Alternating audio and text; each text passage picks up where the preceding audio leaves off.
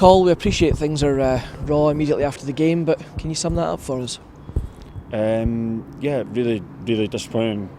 We spoke after Tuesday night, which was obviously where the majority of the damage was done, and spoke about sort of having that self-pride of coming out at home and finishing with a win and seeing where it takes us.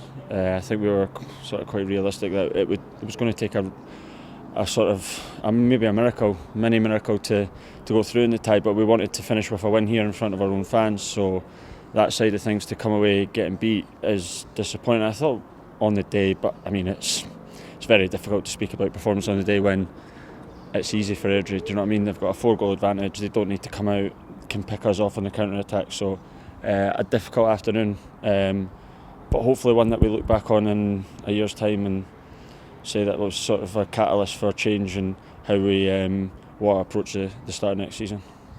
Is there any frustration in the fact that by half time, when the guys went down the tunnel, I think we'd had by my count at least 4 kind of fairly clear cut chances?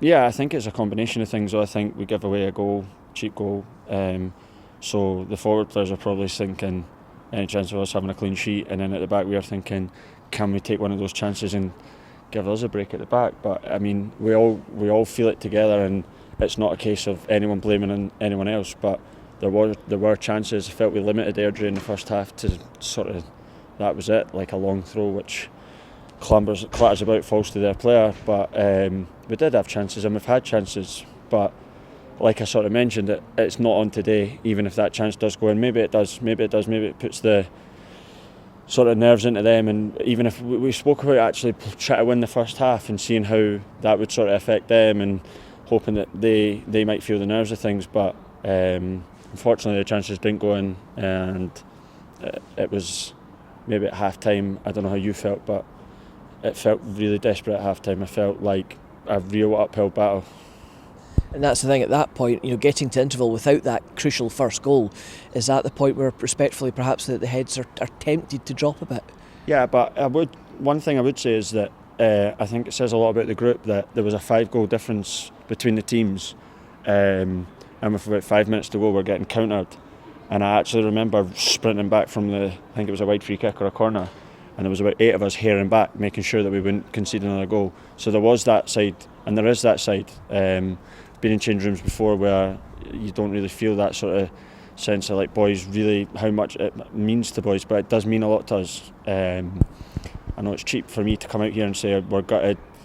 There's no people more gutted than the fans, and we're gutted that we've let them down again, because we spoke about it at the start of the week. Like, we've had too many disappointments. We were hoping that this was going to be the change, but it hasn't been, and it's another disappointment. But hopefully it is that sort of fuel for the fire next season, and we don't have feelings like this, and I'm not coming out and having to do these interviews with you under these circumstances.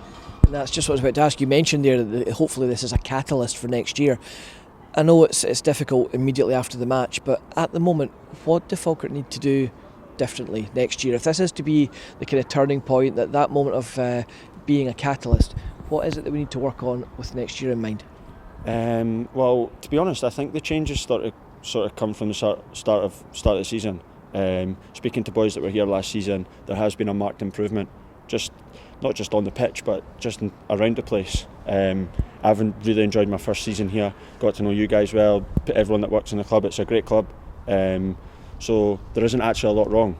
We need to get things better on the pitch, so that's the biggest thing, and that will just come from hard work. Pre-season, Gaffer will work us hard and we'll be as fit as we can, and then sort of dialing in on how we want to play. And another year with the Gaffer, another pre-season with the Gaffer is only going to help us.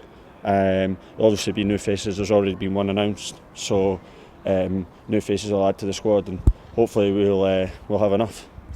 Well, honest as always, Coll, and as always, thanks for your time. Cheers, guys.